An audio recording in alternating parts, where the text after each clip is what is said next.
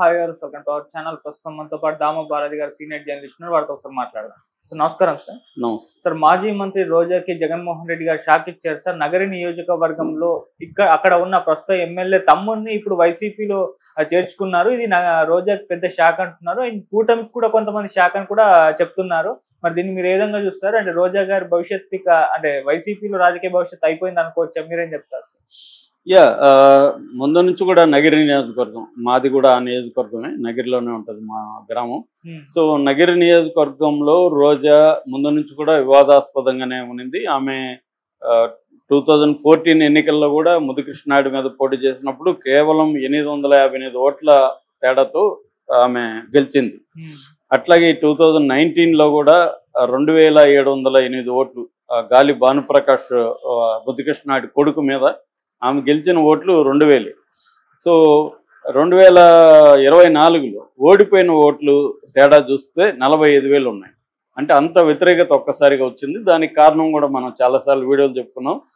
వైసీపీలో ఉండే వాళ్ళే 5 మండలాలు ఉంటాయి ఈ నగర నియోజకవర్గంలో. 5 మండలాల వైసీపీ నాయకులు కూడా ఆమెకి యాంటీగా మారిపోయారంటే ఆమె ఏ స్థాయిలో లోకల్గా వ్యతిరేకతని తెచ్చుకుందనేది మనకు అర్థమవుతుంది. నిజానికి అప్పుడు సీట్ ఇవ్వడమే ఎవరికి ఇష్టం లేదు. జగన్ అప్పుడే తప్పు చేశాడు. అంటే మేబీ జగన్కి ఆల్టర్నేటివ్ క్యాండిడేట్ దొరకలేదు. ఈమెను ఇప్పుడు సీటుకి పోతే ఈమె రెబల్గా మారుతుంది, మళ్ళీ ఎందుకు తలనొప్పి, ఎట్లాగో ఓడిపోయే సీట్ అని జగన్ తెలిసే ఇచ్చినట్టుగా మనకు అర్థమవుతుంది. ఎందుకంటే బయట ఉండేవాళ్ళు మనకు తెలిసినప్పుడు జగన్కి తెలీదా అని మనం అనుకోలేము.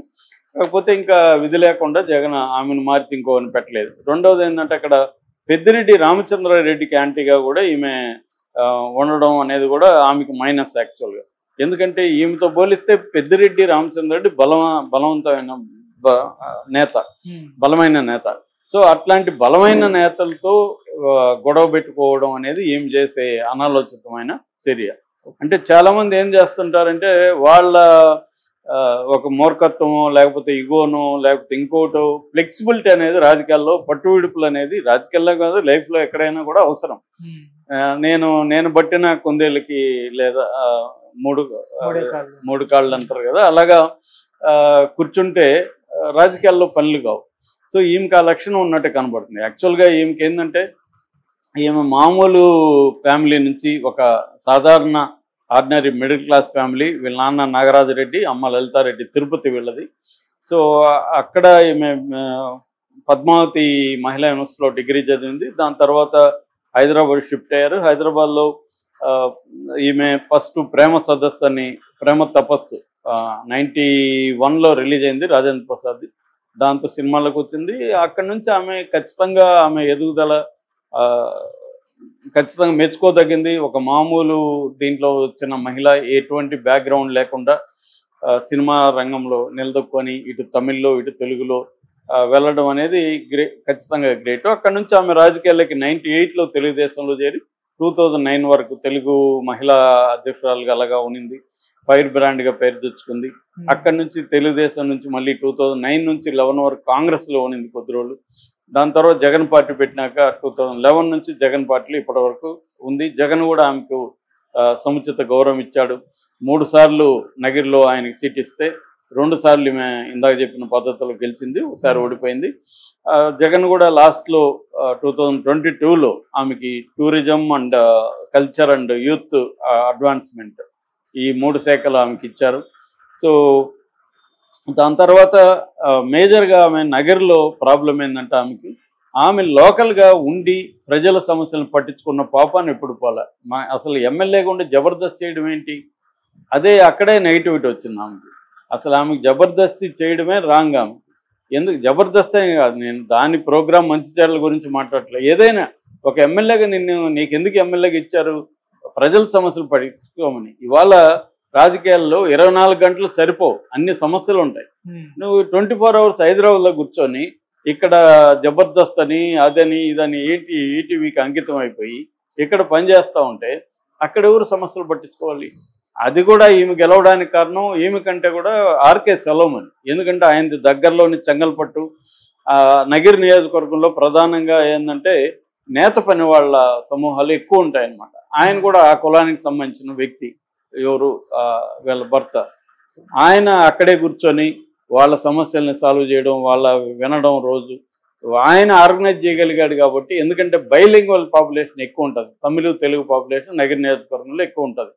ఆయన తమిళ తెలుగు ఆయన కూడా బైలింగ్వల్, చెంగల్పట్టు కూడా అదే పరిస్థితి. కాబట్టి ఆయన ఐడెంటిఫై కులము ఆయన ఐడెంటిఫై అయ్యాడు. ఆయన కూర్చొని చేయడం వల్లనే ఈ మాత్రం ఈమెకి వచ్చింది తప్ప ఈమె తన ఒక రకమైన అహంకార పూరిత ధోరణితో ప్రతిపక్షాలను ఎలాగ మాట్లాడుతుందో అదే విధంగా మాట్లాడింది. అంటే మనకేందంటే మనకు కొన్ని క్వాలిటీస్ వల్ల మనం పైకి వస్తాం. అగ్రెసివ్నెస్, లౌడ్గా మాట్లాడడం, ఈ క్వాలిటీస్ వల్ల పైకి గుర్తింపు వస్తుంది, పైకి వస్తుంది. వచ్చిన తర్వాత దాన్ని మళ్ళీ అదే వెపన్స్ని వాడకూడదు, మార్చాలి, వెపన్స్ మార్చాలి. అది ఈమె చేయలేదు. అదే వెపన్స్ వాడడం, అందరితో దురుసుగా మాట్లాడడం. రాజకీయాల్లో ఏంటంటే మనం అనుకున్నట్టు ఉండదు, అనేక డైనమిక్స్ పనిచేస్తుంటాయి. ఆ డైనమిక్స్లో ఇమడాలి మనిషి. ఇమిడి ఎక్కడ తగ్గాలి అక్కడ తగ్గాలి, ఎక్కడ చూపించాలో అది చూపించాలి. అది ఈమె చేయకుండా నేను జగన్ నాకు అండదండలు ఉన్నాయి, నేను ప్రతిపక్షాలను తిట్టినంతకాలం నాకు తిరుగులేదు అని ఈమె, అందుకని ఈమె ప్రజల్లో కూడా సింపతి కోల్పోయింది. అంటే ప్రత్యర్థుల్ని అతి నీచంగా మాట్లాడడంలో నెంబర్ 1లో నెంబర్ 2లో ఆ ప్లేస్లోకి వెళ్ళిపోయి దానివల్ల కామన్గా పరిశీలించారు. నీ ఉద్దేశం ప్రతిపక్షాలే కాదు, ప్రజలు ఎలా గమనిస్తారు, మన మాటని ప్రజలు ఎలా రిసీవ్ చేసుకుంటారు అన్న సోయి ఈమెకి లేకుండా పోవడం అనేది కూడా జరిగింది. దాంతో ఇప్పుడు జగన్ కూడా ఈమెకి షాక్ ఇచ్చాడని చెప్తున్నారు. ముద్దుకృష్ణ నాయుడికి మొత్తం 3 పిల్లలు, భానుప్రకాష్ అండ్ జగదీష్ ప్రకాష్ అండ్ లావణ్య అనే 3 పిల్లలు. ముద్దుకృష్ణ నాయుడు ఇంట్లో ముద్దుకృష్ణ నాయుడు 2018లో చనిపోయాడు. ఆయన చనిపోయిన తర్వాత వాళ్ళ భార్య సరస్వతి, చిన్న కొడుకు ఒకటయ్యారు, పెద్ద కొడుకు సపరేట్ అయిపోయాడు.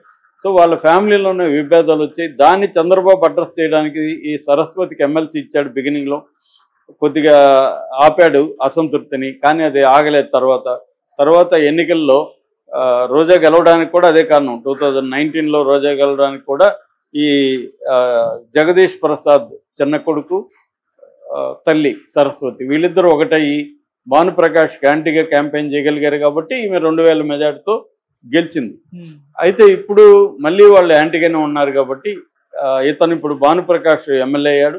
ఇప్పుడు జగదీష్ని పార్టీలోకి చేర్చుకొని నగిరి నియోజకవర్గ ఇన్ఛార్జిగా పెట్టాలన్న ప్లాన్ జగన్ కనబడుతుంది.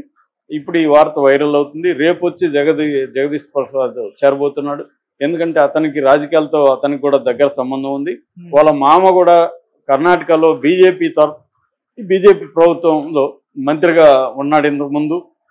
అందువల్ల ఇతనికి ఇన్ఫ్లుయెన్స్ కూడా ఉంది. కాబట్టి జగదీష్కి ఇస్తే అతను యువకుడు, గట్టిగా లోకల్గా